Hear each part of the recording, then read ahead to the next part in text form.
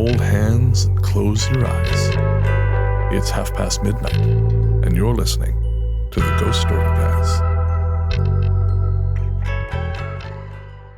Welcome to the Ghost Story Guys. I'm Brennan Storr. I'm Paul Bestall. And this is the show where we talk about spooks, specters, and all the other things watching us from the shadows beyond the campfire. Some conversations only make sense after the sun has set, and this is most definitely one. Thanks for tuning in. This is episode number 125. And we're coming to you from that tiny mountain cabin you dream about, but can never quite reach. How you doing, Paul? I'm very well. How are you? I am good. I'm good. I've been back rock climbing. Oh, yes. Still in a great deal of pain, but not as much as I have been. So, progress. Excellent. Excellent. So you have different muscles screaming at you now.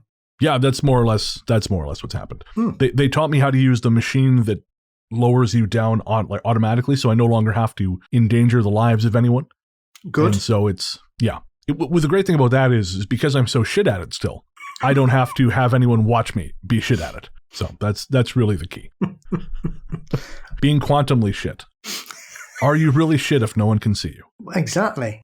You're your own worst enemy there, and therefore think positive. You can no longer be shit. I'm going to try that. Hasn't worked yet these 38 years, but hope springs eternal. I've been looking forward to this show because on this episode, we're going to be telling stories from sort of northern-ish California. I know there's a lot of people who like to debate exactly where Northern California starts. And I'm going to tell you right now, folks, whatever your position is, we're wrong. But that's okay because I don't care. The reason we're doing it is because we have a musical guest, which we'll get to in a minute. But that sort of got us started. And we had this massive Slack channel that Luke had been putting together about California as a whole. And we've done 3 LA episodes, but never really ventured further north, which really is sort of like Bigfoot country. And I figured that'd be relevant to your interests. There's Mount Shasta, which is a hot spot for missing 411 cases. So lots of weird stuff happening in Northern California. Before we get going, though, I actually wanted to share a series of little synchronicities with you. You and I were talking about synchronicities off air in reference to the film Constantine. Yes. We're not going to mention which comic arc specifically came up. But yeah. Let's just say it's a very dark and earthy comic, and we were talking about I was talking about some of my more stranger memories of that comic. Yes, there are some rough storylines. Yes. Woof.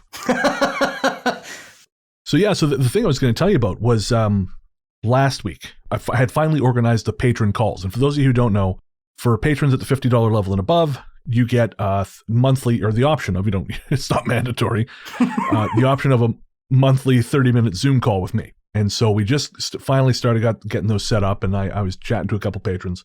And our patron, April, was telling me some of her sleep paralysis stories.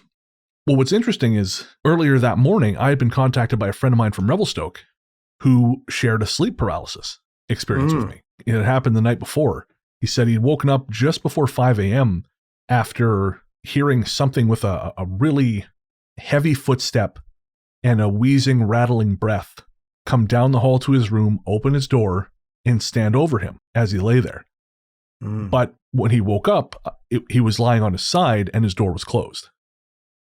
There's been, he said, an escalating series of strange events in his house, but this was sort of the most dramatic thing that had happened.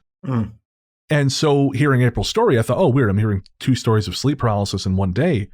But then it clicked in my head. I had a weird experience at almost exactly the same time as my friend had. Because my usual shtick is I fall asleep on the couch, usually with a cat in my lap, because she likes that. That's her like early evening thing, is she has to fall asleep on my lap. And then I wake up usually about 3 or 4, and then I go finish the rest of my night in bed. Well, that night I woke up and I was about 3:45 to 4. Woke up, put on the dishwasher, climbed into bed.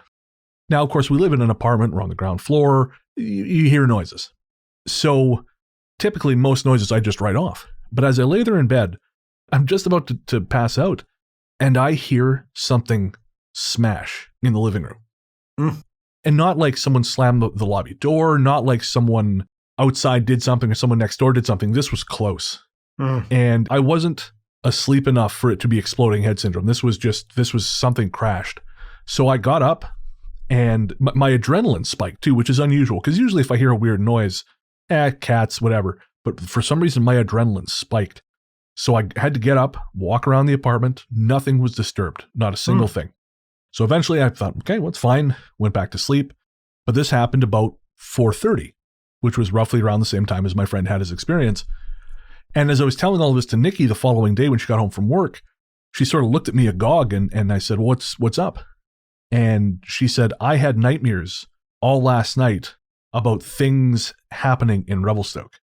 She had these nightmares about homes tumbling into the earth in Revelstoke. And obviously nothing like that has happened, but it's kind of interesting that it all happened the same night. And roughly, again, she woke up shortly after I fell asleep, she woke up. So all kind of around the same time, these three people all sort of connected to this place and all kind of connected in life, having this weird little run of coincidences. And I don't know that it means anything, but whenever that stuff pops up, I'm always interested. When was the last time there was an earthquake in Revelstoke? We don't get them because we have a giant dam, so that would be very bad. Oh, yes, yeah.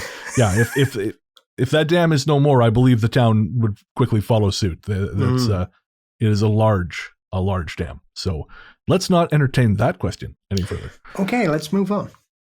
So, like I said, we have a musical guest in this episode. That is Brian Kelly, and Brian performs under the name Oceanography. And I had Brian on my other show, Largely the Truth with Brennan Store, which is, of course, my non-paranormal chat show. And I'm a really big fan of his stuff. His latest album, 13 Songs About Driving Nowhere in Alphabetical Order, just dropped in September. His song, Painted Powder Blue, is going to be the song that we feature in the bumpers. And as I also mentioned, this episode was inspired by that because Brian wrote most of that album as he drove the roads of Northern California over the course of the last year, helping take a family member who was sick and has now passed on back and forth to their medical appointments and things like this. So that really informed the tone of the album.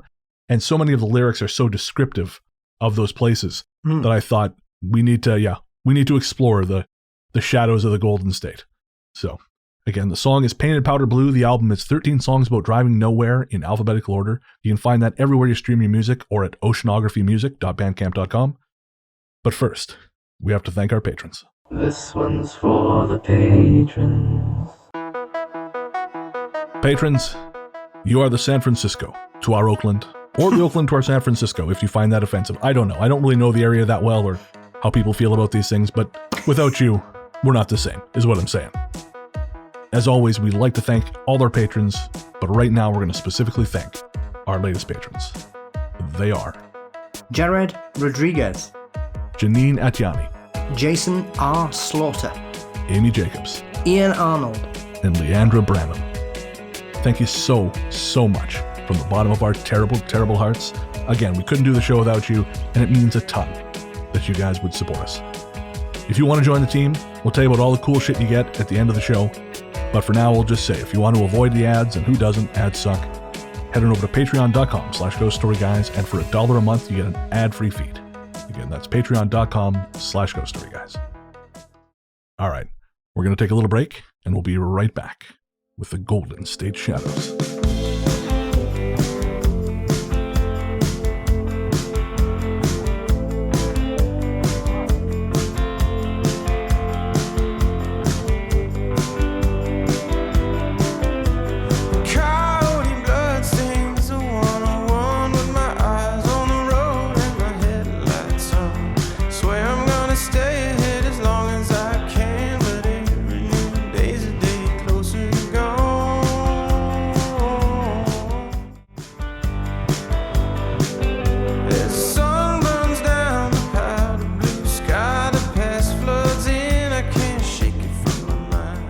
Welcome back. As we said, on this episode, we're going to be telling stories from northern-ish California, northern-ish/slightly central California. We're not going as far as Modesto. We're not savages. But before we get to the stories, Paul, you did some digging. You have some really interesting stuff from that area. Yeah, well, obviously, as we touched on in the beginning, for me, it's one of the Bigfoot hotspots. Obviously, Northern California, Willow Creek, site of many an intrepid Bigfoot lover one of the first port of calls they'll always make is down to Willow Creek and stuff like that. So all the kind of northern area is Bigfoot hotspots. I mean, there's a couple of trails up there that are specifically called the Bigfoot trails. Oh, really? You can just drive for 300 miles on one of them, I think. And Jesus. And you just go through everywhere. There's another one which is a hiking trail, right? Which takes you to all the great areas. But they've said, because it's so badly maintained, it may take you 7 months to complete it. Jesus Christ. So, yeah, that's one on the bucket list. I'll start with one of my favourites, which is quite a recent one from Klamath in Northern California, which has two rather strange Bigfoot stories. One is one of those stories that seems to have grown in recent years, where a woman went camping in a campground there back in the 70s. And it seems that the original story is true, but it seems that in the modern era, it's become more fictionalized, and someone seems to be telling this story who isn't the person it happened to. Oh, okay. So apparently this woman decided to go camping on her own in the middle of the woods, as you do. Yeah, and she was dragged through the woods, allegedly, by a Bigfoot. Okay. Inside her tent for several miles before she managed to escape. Now, it did happen, but they're not sure it's either the late 70s or the early 80s. But the version that people see now doesn't seem to bear resemblance to the situation that happened. The version now seems to be a female reenactment of the Albert Ostman case, which is where he was famously kidnapped by a Bigfoot that wanted to allegedly marry him to his daughter. Yeah, I was just going to say that's one of the few Bigfoot cases I'm actually aware of, just because man is forced to bang Bigfoot is not the kind of thing you forget. Yeah, and only escapes thanks to tobacco and coffee. Gets them every time. So, yeah, so it's a bit of a strange one. Whereas the other one is a fairly recent one where, once again in Klamath, so I don't know what's in the water there. Might be Bigfoot pee. Could be the fluoride, according to Dave Mustaine of Megadeth. I'm sorry, that's very obscure. I've been listening to a lot of Megadeth lately. Just move on. Sorry. I'm going to leave that in just so you listeners know how fucking weird I am. But yeah, that's going to make sense to only my brain and my brain alone. Please continue. It's okay. I just thought we'd gone back to 1986 there. And never. One man rang the police in 2019. He was furious. He was really angry, and he wanted the police to get their asses there straight away. And he basically just berated the 911 caller until the police eventually arrived. He claimed to have been assaulted on the phone. When the police turned up, he said he'd fought off Sasquatch, who was wielding an axe, and they'd had a fight. Okay. And the best thing about the police report was the final line says, "This wasn't a case of mental illness, purely intoxication." I want to know what kind of intoxicants make me think I just axe fight Bigfoot, because I need to get me some of that. So yeah, Northern California just seems to be very strange. There's all kinds of weird things. It's also, you could kind of say it's the birthplace of the New Age movement. Interesting. How so? Because one of the many stories about Mount Shasta is one from a gentleman called Guy Ballard. Okay. Who decided one day in 1930 he was going to have a walk up there. If you've ever seen a picture of him, he doesn't look like the kind of chap that should be climbing mountains, but that's just my personal opinion. Anyway, as he was there, he got into a little bit of difficulty as he decided not to take any provisions with him whilst climbing a mountain, and so began to feel a bit thirsty. And at this point, he allegedly met the infamous Count of Saint-Germain. Okay. Do you know who the Count of Saint-Germain is? I do not. The Count is a notorious figure in European history and folklore. He was a man of mystery with no real sort of background. He just appears in the mid-18th century. Well-read, extremely intelligent, knows things about all kinds of aspects of life, from finance to politics to international travel. He was well-versed in so many subjects, people didn't understand it, could speak several languages fluently. People recognized him from being children, but this man couldn't possibly be the same person. He was far too young.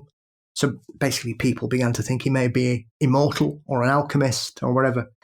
And he traveled the courts of Europe. Anyway, since then, He did officially die, I think 1784 is when he's supposed to have died. So supposed. Right. From this point onwards, a whole litany of theories and other versions of his life have appeared that now claim he's immortal. And Count Saint-Germain has been wandering the earth ever since, just popping up all over the place. And Guy Ballard claimed to have met him and had such a profound impact on him that he formed the I Am movement, which became one of the precursors of what we now call New Age philosophy. No shit. So yeah, it's all happening at Mount Shasta. But yeah, it's a crazy place. And obviously with it being the ghost story, guys, I just want to mention one of my favourite ghosts in Please do. California entirely is a wonderful one that hangs around the Ferndale Repertory Theatre in the town of Ferndale. And this is Bertha. The thing about Bertha is she's a shape-shifting cat. And she's quite a talented shape-shifting cat by all accounts. So not only will she often appear during performances wandering the aisles to give her thumbs up or paws up, she's seen as a sign of good luck if she's seen during a production or an opening night. She also has a tendency to lock people in the toilet for no reason, both men and women. And also, Bertha is also very helpful, as she apparently will answer the phones in the theatre when it's closed. Interesting. Does she take messages or what does she do to help? Allegedly, I've seen a couple of stories. Some have just said there's funny breathing, whereas another one says they could hear meowing, but there isn't a cat in the theatre. Whether a cat's just got in and knocked the phone off as it was ringing and she went, wow, wow, wow, I don't know. That's fascinating. What's actually, that kind of lines up with a story from the Ghost of the Ghostlight episode, because Amanda Woomer, in her book Ghost of the Ghostlight Theater, they have a similar thing where someone will answer the phone and breathe, but it's not anyone at the theater. Yeah. There's a famous ghost cat at the theatre in London as well. Really? Who's, once again, his arrival is seen as a sign of good fortune. Fascinating. What other Northern California goodies do you have for us? I mean, obviously, you've got more Bigfoot sightings than you can shake a stick at, really. It's just the beginning from sort of Sacramento upwards into Oregon and then into Washington. It's basically the line on the West Coast where Bigfoot Central starts. So there are just so many witnesses, stories, experiences. If you're ever going to do your sort of Bigfoot trip in the northwest corner of the US, that's where you'll start, and it's the best place to go because you're just spoilt for choice. Once you get sort of from Willow Creek upwards, then you can just kind of go out from there, obviously avoiding a few of the other business interests that are allegedly in those areas. Yes. Apparently. That reminds me, just before we head to the stories, of that great story that Sam Sheeran told on episode 111, where he was at a bar up in that area with a friend, and some stranger basically walked in and saw them put a giant handful of marijuana in front of him and said, "Welcome to Northern California." And then that was just walked off. Yeah. Most places offer you a bowl of nuts, but not there. A big old sweaty handful of weed. Well, folks, we don't have a big old sweaty handful of weed for you, but we do have some great ghost stories from Northern California. It's about time for those.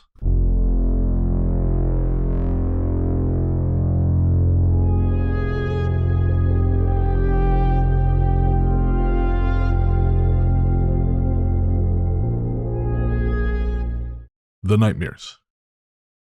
Because of the nature of my experience and certain occurrences in my past, let me first start with a little backstory on myself, since I'm unsure if what happened to me was a true haunting associated with a building, or just me. Ever since I was a child, I've had some weird experiences. At a very young age, my mother says several times she caught me apparently talking to someone in a room when I was the only one present. When she asked me who I was speaking with, I answered Dee Dee, which was the nickname of my great-grandfather who passed away while my mother was pregnant with me. I also suffered some pretty intense nightmares as a child. Every once in a while, I would get up in the morning feeling perfectly normal, but then my parents would tell me that I awoke in the middle of the night screaming hysterically from some sort of nightmare. In my teenage years, I would occasionally have very intense nightmares that, as soon as I would awake, I would forget what I was dreaming instantly, but would then be very emotionally distraught and confused for several hours afterwards. Now, fast forward to about 6-7 years ago. I moved into a small one-bedroom apartment in Sacramento, in a complex on the corner of Watt Avenue in Whitney. I cannot remember the apartment number I was in, but I could probably dig it up in my records if I really had to. Anyways, almost instantly, I got the creepy, crawly feeling from the small bedroom. It only took a few nights of sleeping in the bedroom to realize I was experiencing a lot of nightmares, which jolted me awake several times each night, and I also had started getting a lot of sleep paralysis. Each time I would awake to find that I could not move my body whatsoever, and several times I felt like there was a presence in the room with me when this happened. I did some reading up on sleep paralysis and just thought it might be my mind not turning on my motor skills quick enough when I was waking. However, the nightmares continued to the point that, one night, I was so upset with not being able to escape the nightmare each time I fell back asleep that I moved to the hide-a-bed on the couch in the living room. I slept the remainder of the night without incident. I continued to sleep on the hide-a-bed nightmare-free until I began getting a sore back from a bar in the hide-a-bed, so I went back to the bedroom. I wasn't even asleep an hour or two when everything started happening again. For months, I played this game of sleeping on the couch until my back hurt to the point where I would say screw it and go back to the bedroom. Then the nightmares and sleep paralysis would drive me back to the couch. Towards the end of my 6-month stay in this apartment, I experienced 2 extremely frightening and weird things in that bedroom. The first, I was dreaming about sitting with my parents at their home. It was sunny outside, but suddenly things went dark, and then it was as if something came crashing into their house, and the roof crashed down on me. At this point in the dream, I awoke screaming, and then quickly noticed that I felt like I'd been punched in the nose pretty hard. In fact, I was bleeding slightly from my nose. I moved back to the couch this night for sure. The second incident, I awoke in the bedroom lying on my side. As I went to move and roll onto my back, it instantly felt as if someone was laying behind me in bed with their arms wrapped around my torso, pinning my arms to my side and squeezing tight. This force pushed me back onto my side, would not let me move. I lay there not totally sure if I was awake or asleep and dreaming, but eventually I was able to move again after an unknown amount of time. Obviously, when my lease was up, I moved out. Since I moved out, I still continue to get the occasional nightmare now and then, but nothing as intense as I experienced there, and I've also not had any episodes of sleep paralysis since. Since then, I do still see weird things here and there, but nothing like I did in that apartment. I think at a point it became more frustrating than frightening. I was getting really mad that I was paying for the place and not able to sleep comfortably in the bedroom. One, that would piss me off because rent is expensive pretty much wherever you go these days. And 2, I like sleeping on the couch. I hate sleeping on hide-a-beds. I don't know what sadist designed hide-a-beds, but they have every feature short of out-and-out nails. I suspect that what you're describing is what we would call here a settee bed. Yes, that sounds right. Yeah, they're not the most comfortable of things, and they're usually quite dangerous to pull out because it seems to want to eat you. Yeah, like you told me the story about nearly losing your fingers earlier. Yeah, it's kind of like that every time. Yeah, strangely enough, the last time I was stopping at a friend's in London, and that shot in my hand, and it's like 1 a.m. I'm like, you know what I mean? They've got a small child, and I'm effing and jeffing, thinking, can I possibly offer this furniture out for a fight without waking everybody? If there's anyone I know who would and could fight a sofa, it is you, Paul Bestel. It is you. Yes. Yeah. Wouldn't be the first time. The sleep paralysis thing is really interesting, and that's one of the reasons I selected this story, just because it's come up a lot recently for me, as I mentioned in the intro. Also, I've interviewed 2 different authors now on Largely the Truth, and both of them have suffered sleep paralysis. And what's really interesting is, I think we haven't really had a chance to kind of dive into it, but one of them, it was almost like something oozed out of the light fixture above him. He was laying in bed, and he said he looked up, and he's had sleep paralysis before, but this was new, and he said it was almost like something, like the ceiling above him started to bow in, like something was filling up the light, and then it kind of dropped on him. And he took that experience and he folded it into one of his stories, and I think it's one of the most effective stories in the book. The author's Mike Thorne. The story is called Havoc. But yeah, and I just released a show where I talked to the author Brianna Morgan, and she also had pretty severe sleep paralysis experiences. And what's interesting for her is it seemed to be tied to stress. And so I know a lot of people try to dismiss that. They say, okay, your body's just sort of misaligned, right? You're not waking out of sleep properly because of all the stress. But I wonder, because in this story here, this person, they were fine sleeping on the couch, but it's when they went to the bedroom. Yeah. The problems occurred. And you and I were talking off air about that BBC show that Danny Robbins is doing, Uncanny. Mm-hmm. And I believe one of the first episode involved sort of a thing where, if they're lying, this person was like sitting in bed, and whenever they were sitting in bed, they were seeing something in the room with them. Is that correct? Yeah. Well, both him and his flatmate, they were having the same experience. Right. In different rooms. And I just wonder, what is it about the room? Is it, I know we like to say the room's haunted, but I wonder, is that necessarily the case? I've always wondered, I've started to wonder if there's sort of an angle component to this, like, I don't know what you'd call it, but if there is something about certain positions and certain rooms that combine to make you vulnerable to these things. Like a kind of paranormal feng shui. Yeah, exactly. Yeah, that's exactly it. I wouldn't be surprised. I would be interested to see if that kind of situation happens, if you'd got the ability to, reposition your bed or change the furniture around and see if that had it. I mean, often when you have these stories, people don't do anything like that. Yeah, that's it. And I often think, well, is it because of where it is? Is it in the specific place that this is going to occur? If you move the bed to the other side of the room or the other wall, or you spin it round, or you use it in a different way, is that going to cause it to calm down? Is this phenomenon going to carry on? So it would be interesting, because I wouldn't be surprised. I think, as with anything, some people are more prone to being susceptible to visitations. So is it primarily where the bed is or the furniture that causes it? Because like you say, moving to the settee bed or the hideaway bed, there was no incident. So clearly it's not some kind of sleep rhythm situation going on, because surely it would continue in either place, would it not? That's it, right? And speaking of the feng shui thing, a friend of mine actually, he experimented with this once because he was having a hard time sleeping for various reasons. And so he moved his bed and experimented with different sleep directions. And he found there were certain directions that allowed him to minimize these experiences.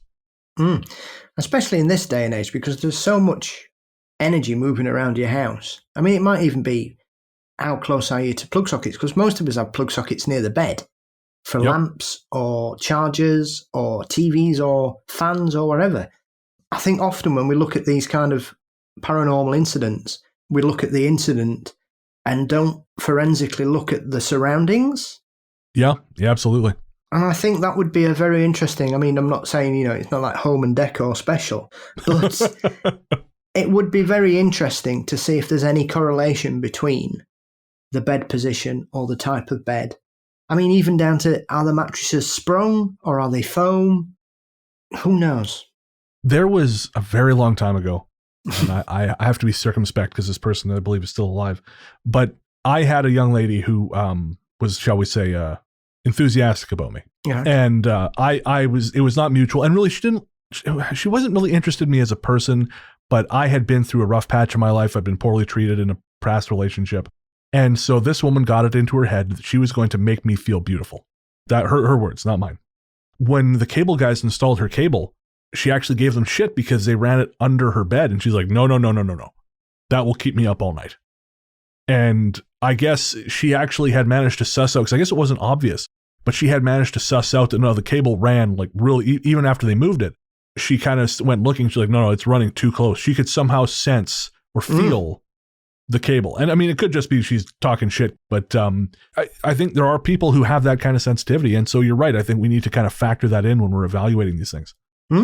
There is a train of thought that certain people are allergic to Wi-Fi. I've heard about that. There's that colony down in, is it Arizona, where people, like, there's no electronics whatsoever. There are no cell phones, nothing like that. I mean, I don't understand why some people just would dismiss that out of hand. I mean, obviously sometimes you will get situations where people want it to be true. Right. But the human body and the brain are such complex mechanisms that why wouldn't some people have adverse reactions to that? At the end of the day, you're just firing energy round. Some people are going to have a negative reaction to it. For me, it's well within the bounds of possibility. Obviously, I don't know how much research has been done on this. It's very possible that, this has sort of been, sort of categorically dismissed. But as you say, the air has never been more full of digital signals and broadcasts. And who's to say that's not having some kind of negative effect on us? And we get so kind of carried away with modern technology, and we sort of treat these things like they've always existed when it's all quite new. Yeah. And so to have a problem with it doesn't seem impossible. So, well, that went a lot deeper than I thought it was going to. You also got a little insight into my dating life before I got married, which is, well, it's not great, folks. The playground voices. I remember this experience like it was yesterday.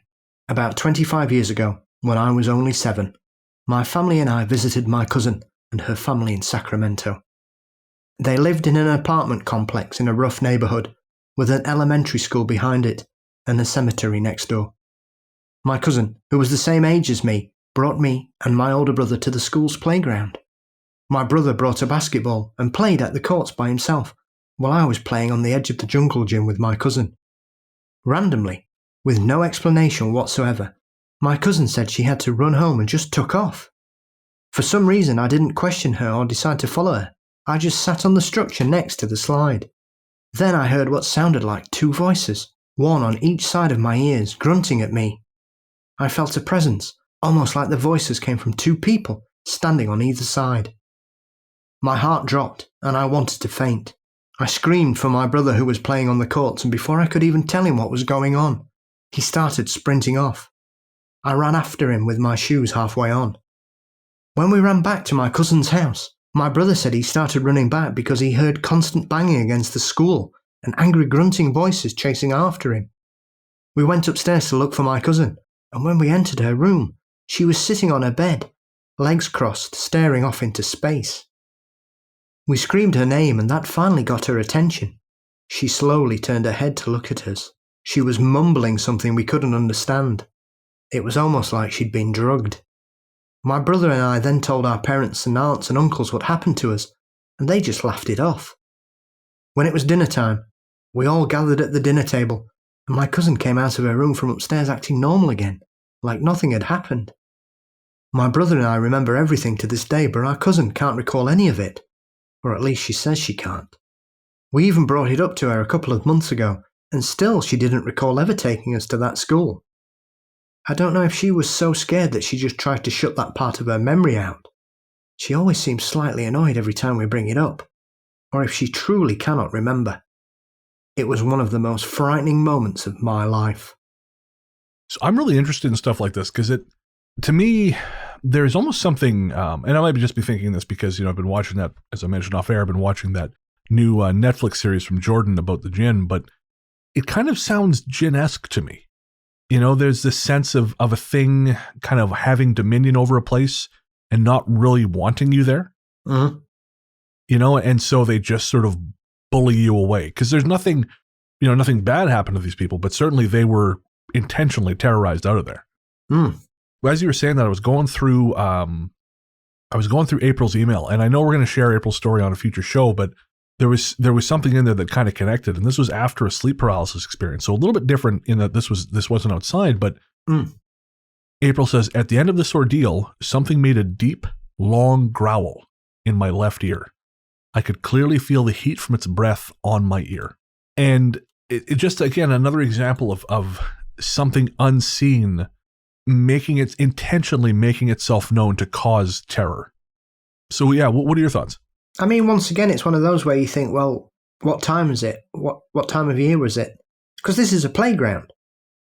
Right. I mean, if this playground had some kind of spectral guardian hanging about it, I don't think it'd be a very popular playground. Right. So for me, is it when they went there? Or is it because there were 3 of them there? Or was it because what they were doing there? There's a lot going on because they all seem to have 3 distinct reactions. Because right. The brother hears banging and grunting, like something's angry and chasing him. The teller of the story hears voices at either side of him. And the cousin just runs off and seems to be in some kind of trance afterwards, and then doesn't seem to have any memory of it. So you've got three kind of different aspects to it that all seem to happen at once. I know Steve from Hexxagram, sometimes he talks about vibration and sort of, what's what I'm looking for, resonance. Yeah. And I wonder if, because I've had the experience where I've been with people who are much more inclined to perceive spooky things or perceive, the sort of the subtle world. And it seems like we encounter more than when I'm with someone who doesn't, someone who's really shut off. And it's almost like there's a sort of a matching of levels. Yeah. And I wonder if there was something about the place that allowed them to, it had a level. There was something there, but they had to match the level before it could happen. That's why it happened to each of them at different times. But again, depending on how close they can come to that level, determines how much of it they experience. Yeah. Could even be something like the resonance from the bouncing of the basketball. No, you're feeling like an internet skeptic. No, I mean as in creating that vibration. Oh, I see. Okay. Not that that's what they heard, Right, that's not causing the hallucination. No. So we listen to Uncanny? What's going on? That's some hell bouncing, that is. That's what Jordan did, was it? No wonder he could fly. You heard it here first. Michael Jordan is a gin. Paul said it. The Tingler. This incident took place in 1992 in Orange Cove, a tiny town near Fresno, California. My wife Tina's mother had passed away unexpectedly that September, and we were there from Reno to attend the funeral and help out Tina's dad Mike whenever we could. We didn't know that her father would die within the month. As it turned out, we were in a 1-month period between funerals. Tina's parents lived in an old adobe house that her grandparents had built in the 1940s. It was in an orange orchard, and as far as anyone knew, there had never been anything else built on the land before the house was constructed. It had a large, almost square living/dining room, a kitchen on one side, and a hallway opening off the other. Along this hallway was a window looking out to what had once been a porch but was now an enclosed laundry room, a bathroom on the left, and 2 bedrooms on the right. There was also a door for a hall closet between the bedroom doors. To get to the bathroom, you had to walk all the way down the hallway, past the closet. The hallway had no lights or electrical outlets. A window at the far end held bits of decorative glass like insulators and jars. At night, it was as if the glass panes of the window had been painted on the outside with black paint. No light came from the neighbors or streetlights, because there was none. The night after the funeral, we were sitting with Tina's father at the big dining room table. Her sister Melissa was also there. It was hot and very dark outside, and inside the house, the lamps in the dining room weren't very bright.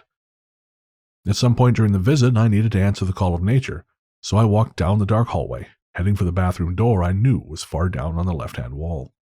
When I passed the closet door, the most amazing thing happened to me.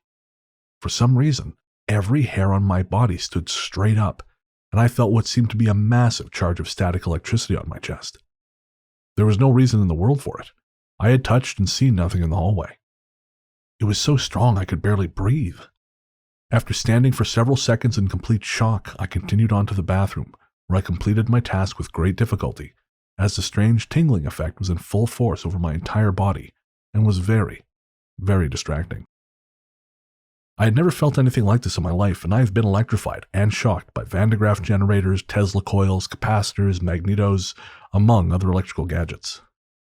Didn't know a magneto was a thing. This was absolutely and completely different. I walked unsteadily back down the hallway, and the effect just stopped dead as I entered the big room.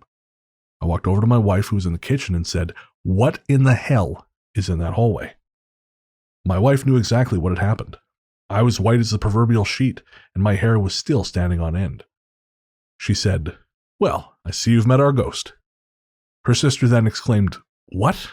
You knew about the ghost too?" As it turned out, the sisters had many of their own experiences with the thing in the hallway, but oddly had never mentioned it to each other.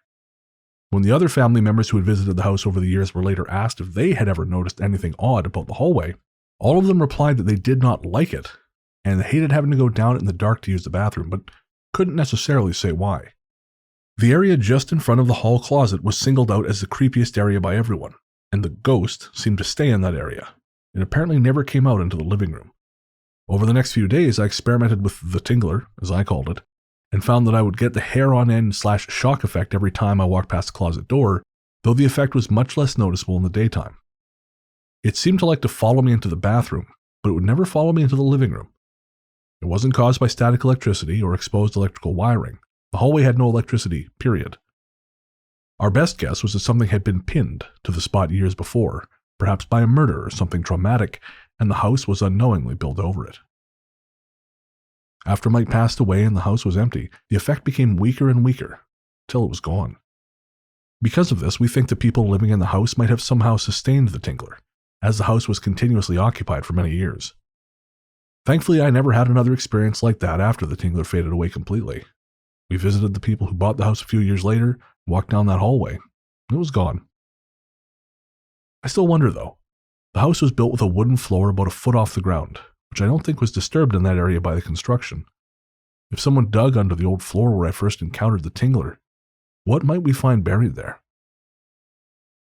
And that's really interesting because for a bunch of reasons. Because one, obviously, the Tingler is a wonderful name that also happens to be a classic horror film that we are both familiar with. Mm-hmm.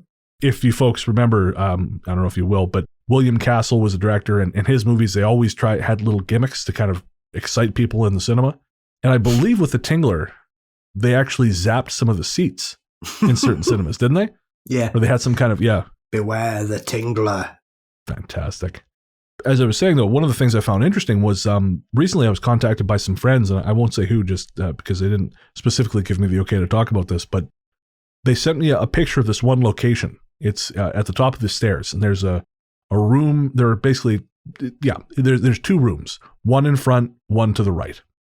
And they sent me the picture, and immediately I could sense that there was something wrong with the area just in front of the door.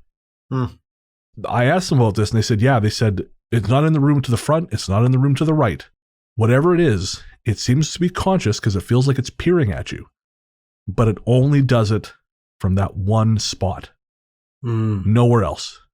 And, if anything sort of gives some credit to what we were talking about, this idea of paranormal feng shui, I feel like that does. Because it's almost like there's a vertical channel of energy right there. And these things are just passing through along that, or something along those lines. What do you think? Well, I mean, if you've ever experienced a cold spot, they are quite odd, I have to say, having experienced a few in my time, especially the ones where you can literally put your hand in it and you can noticeably feel a difference in temperature, or you can walk through it. And there seems to be a lot of this kind of situation. I mean, with certain areas. I mean, this is the thing when we talk about paranormal activity in properties or locations. Some of them seem to be tethered to a specific part, whereas in other places you have things going on all over the bloody place, like a free-for-all. But in certain areas, like in this particular story, it's just this hallway that has the problem. Nobody has any issues next to it, through it, above it. It's just in it. Yeah. And they are strange, specific places, because especially this one as well, because it seems to wane away. And I like the thought process of was it being energized by the people in the property? But once again, was it a happy home? Was there a lot of laughter? Was there a lot of sadness? What kind of energy was giving it food? If that's right. Yeah, that's interesting, because we know so little, but as I say, it doesn't seem to be a negative thing, but it is very much there and possibly fed. But then you think, was it starved long enough that it passed away or passed on or moved on before the new people moved in? Because obviously the new people are going to have, just as much life happening as anyone else. I don't know. They might be really boring. There, just before we move on, there was something I watched the other day, and I was been meaning to tell you about it, and it's kind of relevant to this. As you know, I sometimes like to watch urban explorer videos on YouTube. And recently, I caught this action film called Castle Falls. And folks, if you like direct-to-video action movies, it gets in and out like 87 minutes. Dolph Lundgren stars and directs with Scott Adkins. It's really entertaining. It's a lot of fun. It's a boom, boom, gone. Kill 90 minutes, have some fun. But the entire thing was shot at the Caraway Medical Facility in Birmingham, Alabama. Now, that's an abandoned hospital. And I afterwards decided to look up to see if, is it really an abandoned building there? Is it still there? Yes. And people have done urban exploration of it because only a small portion of the facility, obviously, is seen in the film. Mm. And so these guys walk through this place, and it's only been empty a couple of years, but it's in rough shape. And it's a standard urbex video until one point, and they sort of hype this a little bit, that they start hearing voices. Then they start hearing machinery. Well, it turns out people squat there because it's a free place to live. And there are still scrappers who kind of go in and try and take out metals and things like that. So that was all sort of smokescreen. But there was this little moment when they're in one of the other buildings and they step into a room. Now, bear in mind, Birmingham, Alabama, they've been, it's not a cold place. Nothing unusual has happened. It's been, whatever. Nothing has indicated it's been cold. They enter one particular room. One of them remarks, "Man, it's really cold in here, hey?" You can see their breath. Only in that room. And they move on from it. They don't really spend much time with it. They comment on it. And you can see that they're kind of both unnerved by this. But there's something about that one room, because they step exactly again outside. Breath is normal. And again, this place hasn't had power for a couple of years. So it's not like there's a cooler running or something. It just happened to be in that one room. It was ice cold. Folks, I'll put that in the show notes if you want to check that video out. It's I can't remember the name of the urbex guys, but yeah, if you check the show notes, you'll see a link. Persistent dreams. We're currently being evicted from our home in Ukiah because the house is old and no longer livable. My grandma lived here her whole life, and so did my mum. It's also where my grandfather finally passed away from cancer. After he passed, I tried to contact him via EVP, but I'm getting ahead of myself. Before I talk about that, let me go back to when I was little. My brother Mark is 3 years younger than I am, and one day he was playing in the back room where we keep the water heater thing. He was small, about 4 years old, and he came running out crying to my mum that a man was trying to talk to him.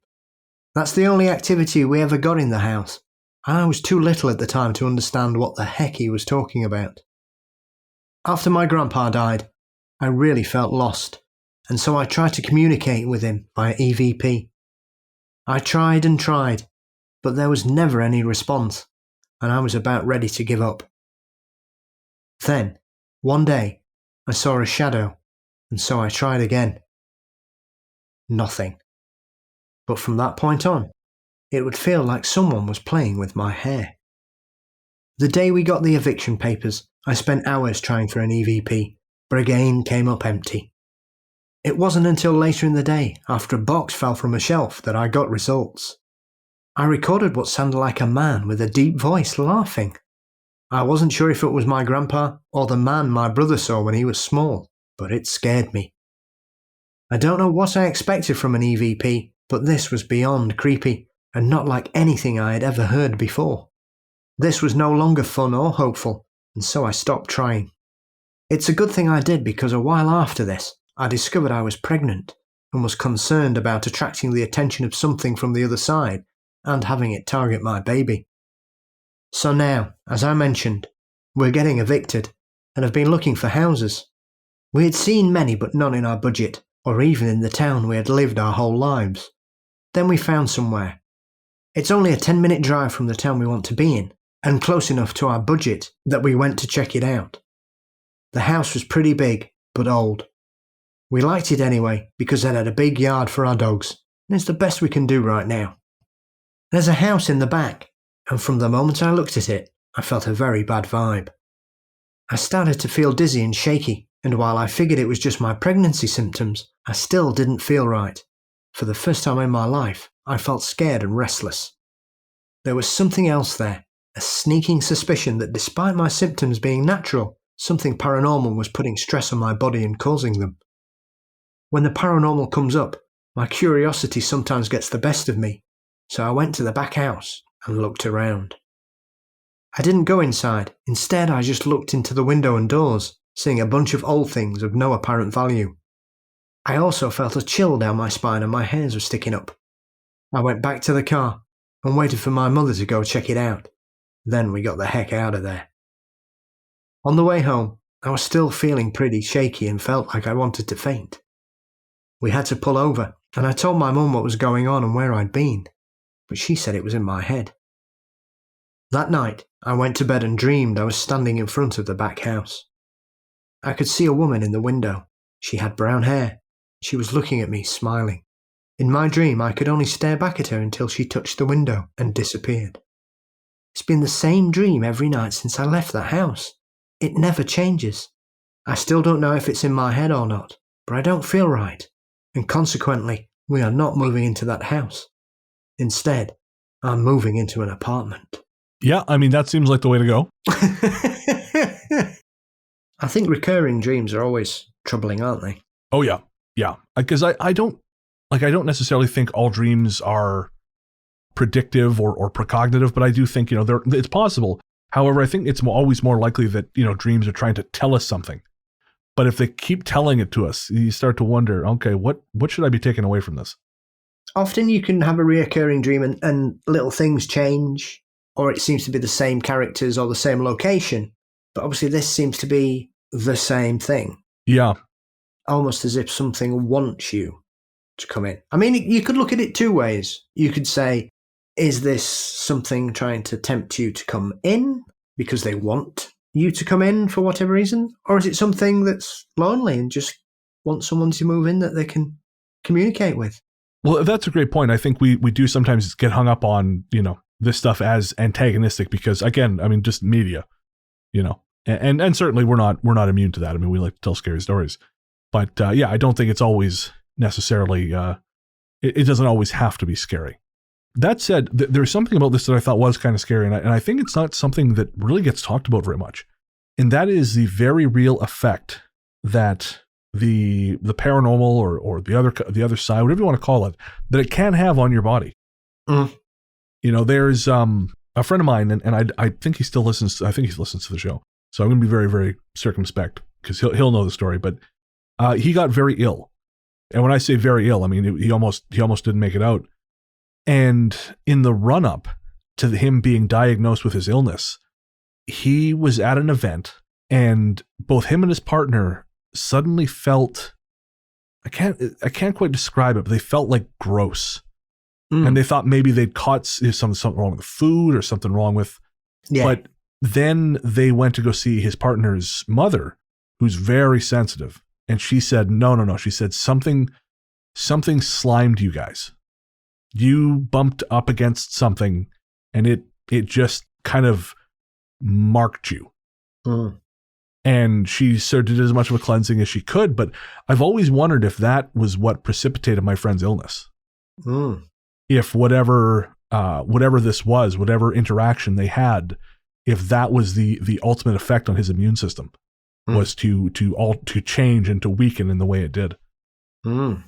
And I just don't think we talk about that very much. I think because obviously I felt dizzy in haunted places before. That's something I've talked about. And in the previous version of the show, we would talk about how sometimes paranormal investigators can have heart trouble. Mm. That it's not uncommon for them to have arrhythmias and things. And there is some thought that because you're dealing with electrical energy, that it can somehow disrupt those systems of your body. I don't know how accurate that is, but it's certainly one theory. Well, I mean, I'm a big believer in it being some form of energy regardless, and often energy needs fuel. Right. So I don't know. I don't necessarily have a point, but I think it's always important to remember that when you're out there doing this stuff, if you're doing investigations or whatever it is you're doing, keep in mind that it's not entertainment. You are interacting with things which are not there solely for yucks or solely to prove to you that there's something that exists outside of your body or your life. These things, they exist in a world of their own, and there's no reason to think the subtle world's going to be any different than this one as far as these things go. Yeah, and also remember that ghosts can be lonely too. There we go. Ghosts and Bren, hands in hand like bros. The man who wasn't there. This is another incident that happened to me when I was 5 years of age. My parents planned a camping trip for the whole family. The place was Yosemite National Park in California. Getting there took us a while, but it was a fun trip and made the drive worthwhile.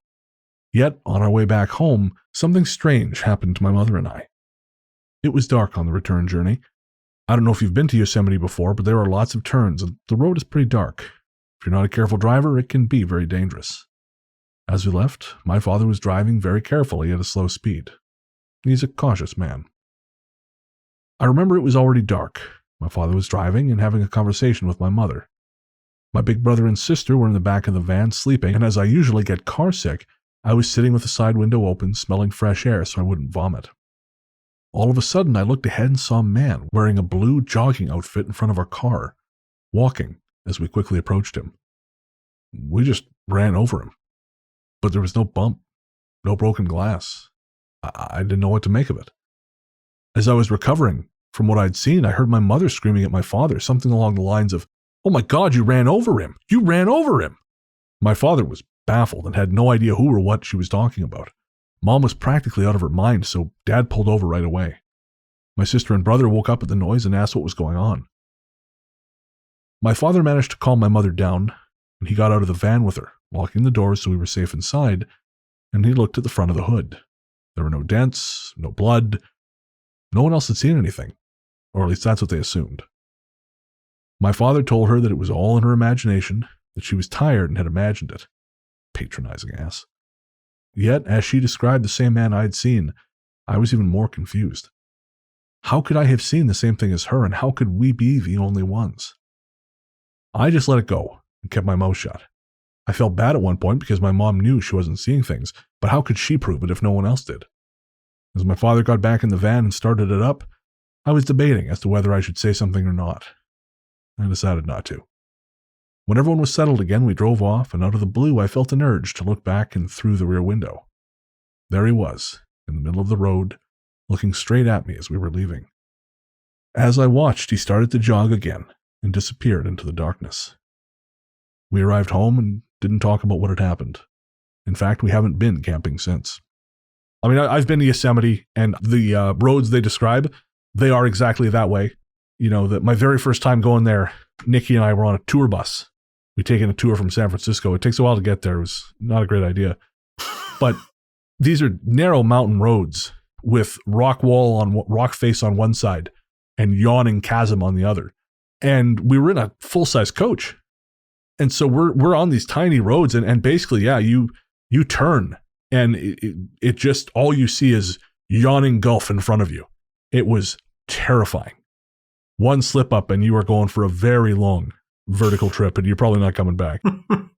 And while Luke was digging around, he found some info, but we're going to get to that in a sec. There's one thing I wanted to bring up, which this reminded me of, and this falls, much like the story we're about to talk about, firmly in the realm of the real world is much scarier than the unseen one.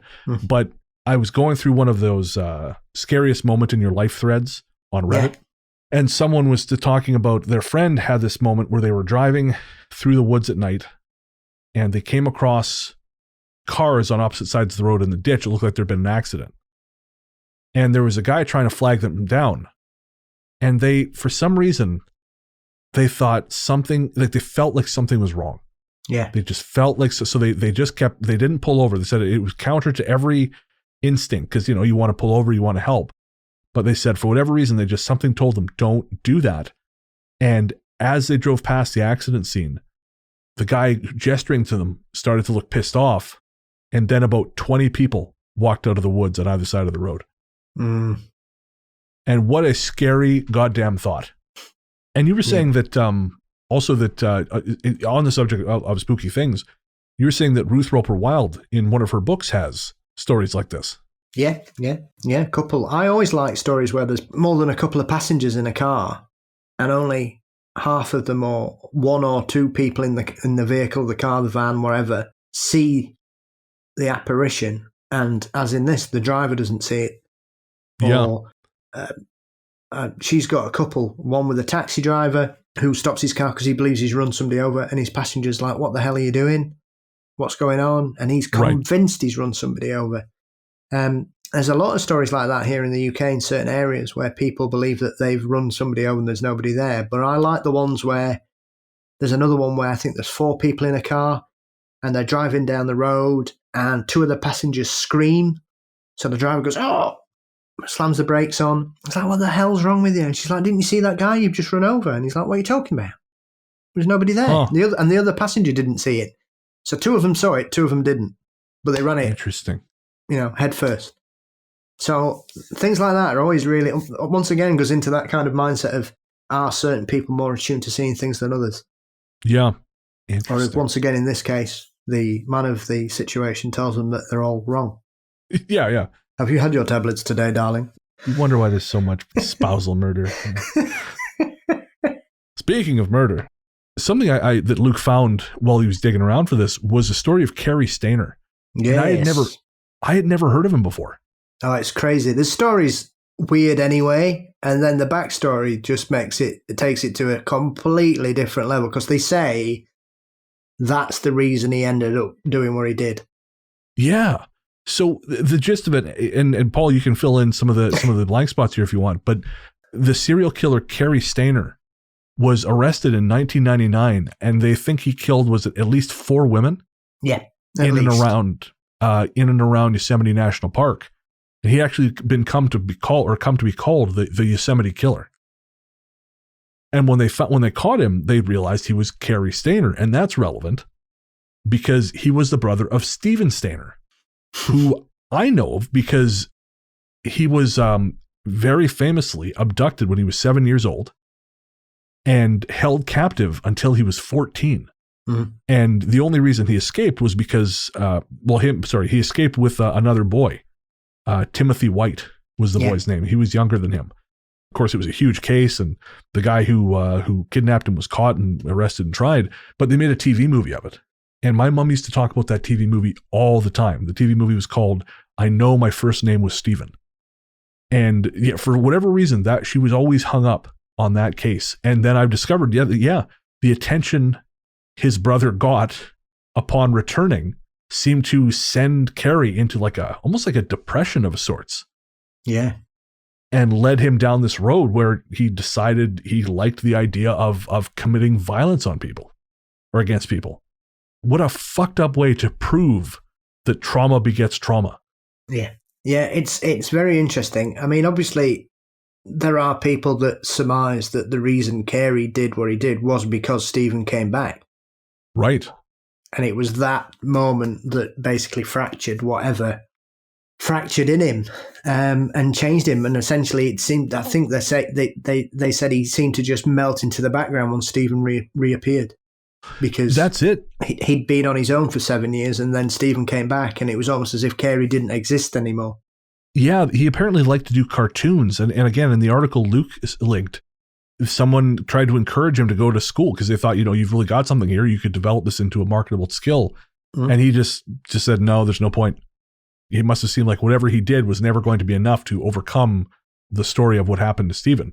And I actually didn't realize that the story of Stephen Stayner ended as tragically as it did because he never really readjusted to life. No. His captor, who I'm not going to name here because fuck that guy. Yeah. Kind of let him just do, obviously after he damaged him to the point where he was kind of Stockholm syndrome to him, he just kind of let him run wild. And so coming back into an environment with people who hadn't known him since he was a little boy and who tried to provide some structure, he couldn't adapt. And he died at, 24 in a motorcycle crash. Yeah. And the other boy, Timothy, he died at 35. Yeah. And that motherfucker who kidnapped them both, he lived to be 76, I think it was. He died in prison. Yeah. Yeah, there's an irony there. Is there ever? Sad one as well. Yeah. Yeah. I also know that some people like to say that obviously Cary was really into Bigfoot, and I'd like to say that I don't think that has anything to do with what he did. Yeah, I was going to bring it back to that just for the paranormal sort of wrap up, but yeah, no, I don't think his Bigfoot enthusiasm led to him murdering anyone. Yeah. I don't know what Luke's trying to say there. But I'm watching you, Luke. I'm going to murder the shit out of you. Yeah, don't forget we're in the same country, Luke. Yeah. I know Luke is roughly the same size as Sasquatch. I wouldn't mess with him. Nobody argues with a car. I need an adult. The Melting Man. My husband and I moved about a year ago from a house in Redding, California, that I have no doubt was haunted. There were several instances where I had a paranormal experience. My mother did as well. I'll try to keep this as chronologically correct as I possibly can. The first event was before I'd met my husband, and I was living with my parents while I was going to school. One morning, I was having a hard time finishing an essay for English, so I decided to go out and print what I had to show the teacher and get some advice. I went to my parents' computer with my flash drive. Their computer was in the kitchen in the far corner. We usually kept the door open that led from the kitchen to a small mudroom/laundry room because the cat's food was in there. It was around 3 a.m, and I had just hit print when I had this overwhelming feeling I needed to look toward the back door. Through the small window, I saw a man who looked like the left half of his face was melting off. This scared me so badly that I ran back to my room, leaving the flash drive and printed essay behind until daylight. The next incident was just a few months later. My mother was taking a shower, and she heard a voice say very clearly, "Get out. I was here before you." She freaked out and yelled so loud my dad ran in and had to stay with her until she'd finished washing. That day my dad went to their pastor and got blessed oil. It ended up not working. The third time was a few months after my husband and I got married. We were living with his mother at the time because of financial hardships, and my parents asked us to watch their house while they went to Reno, Nevada for a weekend trip. We happily accepted. My husband was playing his video games in the living room, and I was watching. It was around 10 o'clock at night, so we were both in our pajamas. Suddenly, there was a loud knock on the sliding glass door that was right beside the kitchen. We opened the curtains, and it was one of the neighbours. Apparently the field behind our neighbourhood had caught on fire. It took about 2 hours to put out completely, and I went to tell the police officer and fireman what I'd seen or heard, which was absolutely nothing. I gave them a number to reach me and left for the house. I looked back, and beside the fire truck was a floating blue cloud. In my head I heard a very evil laugh. I jogged back inside to meet my husband and told him what I saw. He looked outside and saw it too. We locked the door, but we barely slept that night. The last one happened about 2 months before we moved out of that house. My husband and I were living with my parents. An old lady lived across the street, and no one had seen her for about a week. My husband and I slept on futon mattresses on the floor, and I had my hope chest at the foot of the bed. One night we were playing cards, and I was leaning against my hope chest. Suddenly, I felt it shake and heard what sounded like someone on the inside pounding and kicking the sides and lid trying to get out, and a terrifying female scream. I jumped up and ran to the other side of the bed. My husband and I looked at each other and he asked, "Did you hear that?" I said yeah, and I felt it too. I was shaking at the time, but my husband managed to calm me down enough to go to sleep. The next day, a few of the neighbours called the police to check on the old lady. About an hour later, an officer was on our front porch. Apparently the old lady had fallen and broken her hip so badly she couldn't walk. She was taken to the hospital and died later that day from some sort of infection she'd been taking antibiotics for. We moved out of that house about a year ago, though the paranormal occurrences have continued, so maybe it was more us than it was the place. We'll be right back.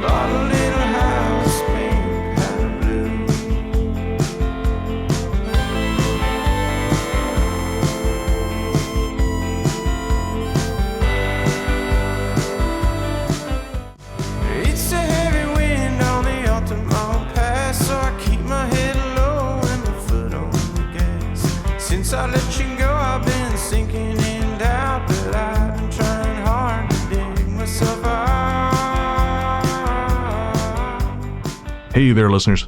Before you reach for that skip 15 seconds ahead button, I promise you this isn't an ad. We wanted to take a minute to talk to you about mental health. On this show, I've always tried to be as honest and open as possible about my struggles with depression and anxiety, Because even though we've come a long way towards acknowledging the very real damage these things can do, there is still way too much lingering stigma about reaching out for help. And when you start to feel like there's no help, it's easy to start feeling like there's no hope. But Paul has joined me today to remind you there is always hope and there's always help. We're not going to try and talk you out of self-harming right now, because we know that's not how it works. Instead, what we wanted to do was tell you something now and hope that should things get bad, you'll remember it and make a phone call or send a text message before you make any permanent decisions. As someone who knows all too well just how important mental health can be, it's never too late to reach out. In Canada, the number to call is 133-456-4566. In the USA, the number to call is 1-800-273-8255.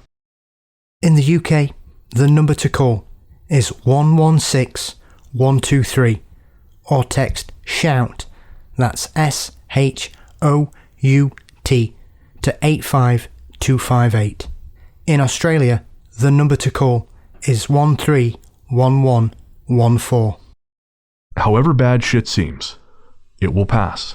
And no matter what your brain might be telling you at any given moment, and believe me when I say I know this intimately, there are people who love you and people who care deeply about how you treat yourself. Should a time come when you find yourself despairing, please know that we've both been where you are, and there is a way back to the world. Take care. Welcome back. As always, thanks to Luke, Sarah, and Anthony, and everyone else who's part of the Ghost Story Guys family. Don't forget to check out Luke's show, Luke Lore. That's available everywhere fine podcasts live. Almost said sold. That's not quite right. And thanks, of course, to my friend and co-host, Mr. Paul Bestel, the paranormal Johnny Carson, host of the Mysteries and Monsters podcast. What's coming up on M&M, Paul?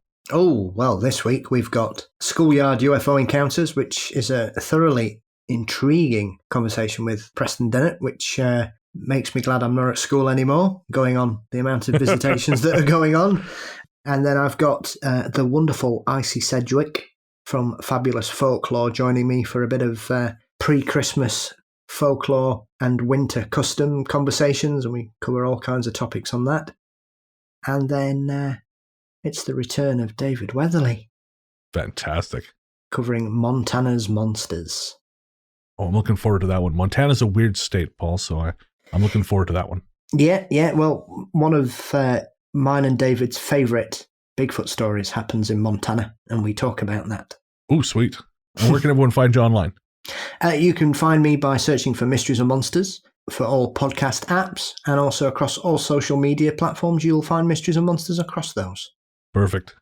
I'm on Twitter and Instagram as Largely the Truth, and you can also find my show, Largely the Truth with Brennan Store, everywhere fine podcasts live, and that is a non-paranormal chat show where I talk to authors, musicians, sometimes business professionals, and just learn about their world, learn about what makes them tick. Recently, I had on Brian Kelly, as I mentioned, the artist who performs as Oceanography and whose music you heard in the show. And we talked about a lot of stuff. We talked about, again, the latest album. We talked about some of the inspiration behind it, the way you handle real life tragedy. We managed to invent the notion of car-to-car delivery service, which I think is going to make us rich.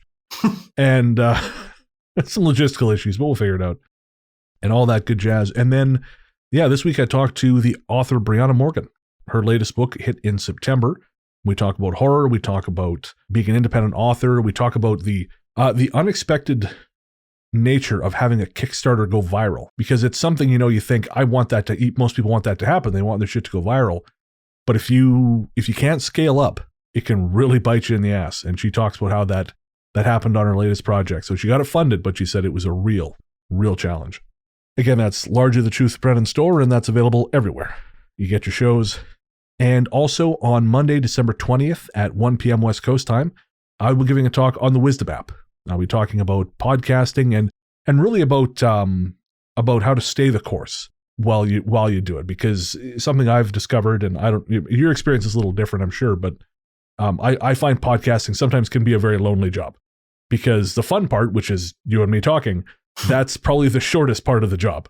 Yes. The rest of it, the work, that takes the most amount of time. And when things are not growing as fast as you want them to, it can be tough to stay the course. And so that's one of the things I'll be talking about is how to keep moving when everything is telling you, fuck this noise, I'm going to go have a sandwich. And that's not sure if I can title it that, but yeah. You can follow me on the Wisdom app. I'm on Largely the Truth. And again, there'll be a free talk. All you have to do is sign up for the app.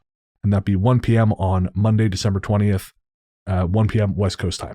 And if you don't want to figure around with the live, after the broadcast, that talk will be available on either the Ghost Story Guys or the Largely the Truth YouTube channel. I haven't decided yet, but one of the two. As we said at the top of the show, we adore our patrons. Without you guys, we couldn't make this possible legitimately because the show's expensive to make, man.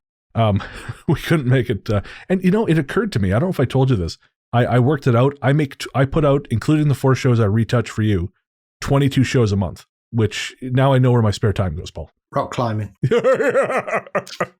Oh man, I can't remember if I told you this. I went Tuesday and I maybe got about 40 minutes in, 35, 40 minutes, and I was done. My arms, they ached. I literally, if someone had offered to shoot me in the head, I would have said, sure, go for it. Oh man.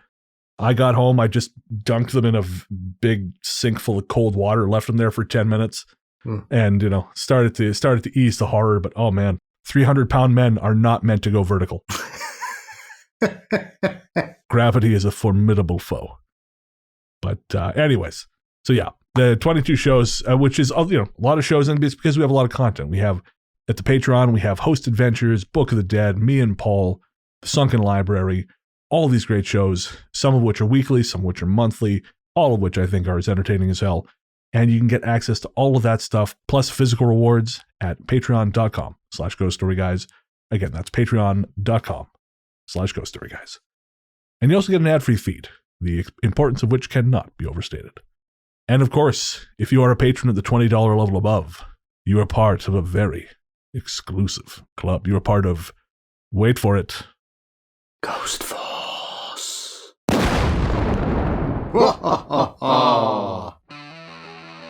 That's right. Patrons at the $20 level and above get thanked every other episode here in this segment.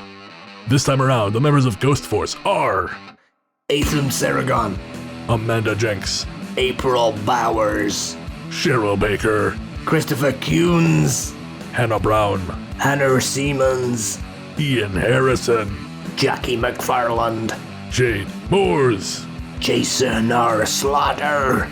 There is literally no name more suited for this crawl than Jason R. Slaughter. Awesome. Jeanette Patterson, Gene Cupertino, Joseph Murderhands Como. Okay, that's not really his name. Just Joseph Como. Just Joseph Como. Julia Lugo. Julia Lugo. I've gone here. I'm just thinking of Murder Hands Como. Right. Julia Lugubrious. I didn't do it in the voice. Julia Lugubrious. Just Julie. Jenna Blackwelder. Karen. Kimberly Hansen. Mara Noriega. Mark Savler. Mary Rose WW. Matt Osborne. Peter Guns 08.5. Rebecca Brink. Rhonda. Murder Hands? No, none of them is Murder Hands. I'm sorry, I just like saying that and making Paul laugh. Rhonda, not Murder Hands, Sheen. Richard Gentlehands Easby. I've heard that. They often say that about him. Good moisturizer. Please stay a patron, Richard. Please, we love you. Lots and lots. You are the few. You are the spooky. You are Ghost Force. All right, guys. That's going to be way too much fun. That's going to be a third of the show. For real, though. Thank you so much for your support, guys. It means the world. And if you want your name shouted out every second episode in that segment, patreon.com/ghoststoryguys. And if you also want us to make up a nickname for you, please let us know. Yeah, and if you really don't want a nickname, also let us know. That is important. If you guys want to get in touch, send us a story. You can do that at ghoststoryguys@gmail.com. We love hearing from you, and I respond to as many people as I can. And we read everything that comes in. We're going to be doing a listener stories episode coming up, so make sure to get your stories in. And if you want to find us on social media, we're on Twitter and Instagram as Ghost Story Guys. Pardon me. We're on Twitter and Facebook as Ghost Story Guys, and we're on Instagram as The Ghost Story Guys. We're also on TikTok, but we don't do a ton with that, but it is still there and we do use it sometimes. Come give us a follow. We'd appreciate it. And of course, if you don't feel like typing, you can always call the Ghost Line. There's something strange in your neighborhood. Who are you gonna call? Ghost line. Call 1-888-588-6920. Thanks again to our listener Amber Pease for her Ghost Line jingle. Again, that number is 1-888-588-6920. You can leave your story, comment, or whatever you like. Curse us out. That's fine too. Do that as one or a series of voice messages, whatever you like. And if you don't feel like talking, you can always text 925-553-4789. And I guess now on to news. Anything new coming up? Any guest spots coming up, or are things starting to slow down a little bit for Christmas? I'm doing some interviews next week, and then I'm not speaking to anybody for 3 weeks. Same here. I have a spot coming up. I think it's a surprise, so I can't talk about it. So I don't have a spot coming up. I think that's about it for news. Yeah. Oh, we're also on, I forgot to mention, of course, we're also on Reddit. We have a subreddit. Sarah manages that, and that's r/Ghost Story Guys podcast. Sometimes we post cool links. You'll find links, of course, to the new shows. And just drop by and say hi to Sarah. Again, our musical guest was Oceanography, also known as Brian Kelly. And the song was Painted Powder Blue from his latest album, 13 Songs About Driving Nowhere in Alphabetical Order. You can find more from him at oceanographymusic.bandcamp.com or by searching for Oceanography wherever you get your tunes. If you want to pick up any Ghost Story Guys merch, head on over to our website, ghoststoryguys.com. Follow the links to our TeePublic and Redbubble stores. And if you do buy something, you want to send us a picture of you wearing it, we'd love to see it, and we will repost it on our social media. Just if you don't want us to do that, however, mention that, and we'll make sure not to do that. Our theme song, Radio, Into the Darkness We Go, is composed and performed by Peter Kursov of Podzontommusic. You can find more from him at nightharvestrecordings.com or by searching for Podzontommusic wherever you get your tunes. Our storage theme is The Future Belongs to Them Now by Hexxagram. Find more from them by searching for Hexxagram wherever you get your music. Remember, that's Hexxagram with 2 X's. Not 3. All other music and sound effects in this recording come courtesy of Epidemic Sound. And I guess that's going to do it. Well, we'll be back in 2 weeks. But until then, into the darkness we As the go. moonlight shines down the mountainside, it's a silver-tone image framed in my mind. You've been riding high since you gave me up, and I've been knitting out of love several times since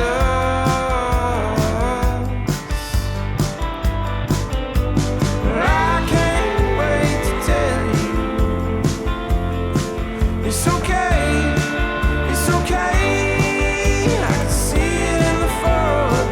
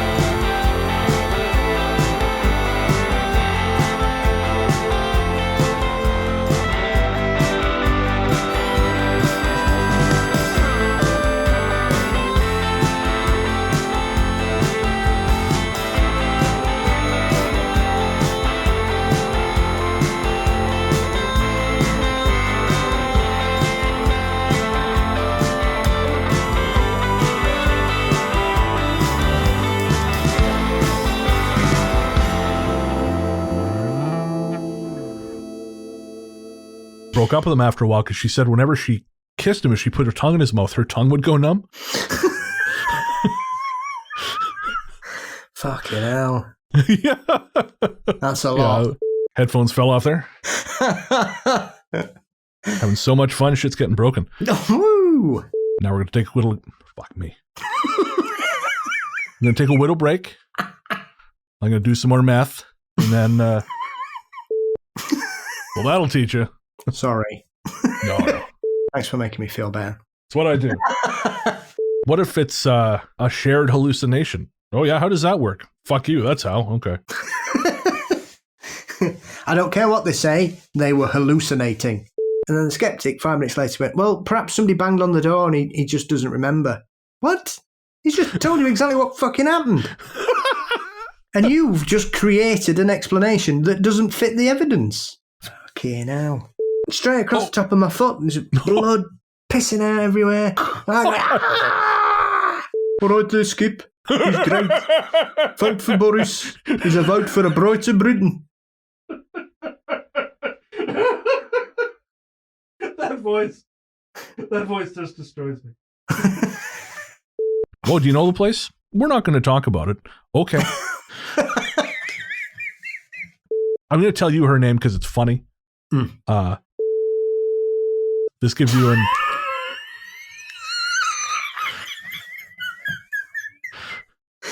Well, if anybody's going to make you feel beautiful, it's that. Yes. It seemed like trouble. You know, it just seemed like trouble. The Last of Sassafras. That'll be the title of my book, Paul. The Last of Sassafras. Yeah. Unless you believe the mower is still alive. I'm going to nod my head like I know what that is. It was essentially a flightless bird that made an ostrich look like a chicken. Oh, wow. It only died off about 400 years ago. Oh, okay. Well, that's not so bad. The worrying thing about the mower is, I think they got to like 9 foot tall. Fuck.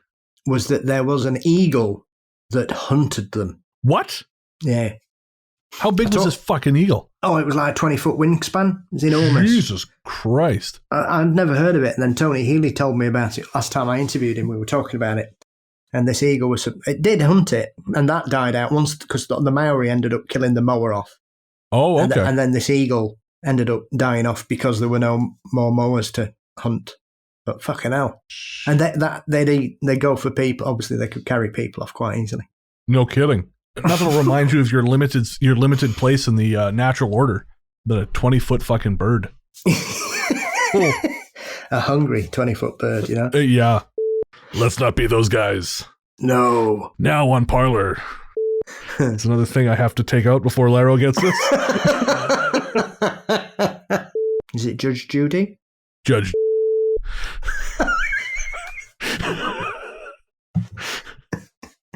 Cut. Poop.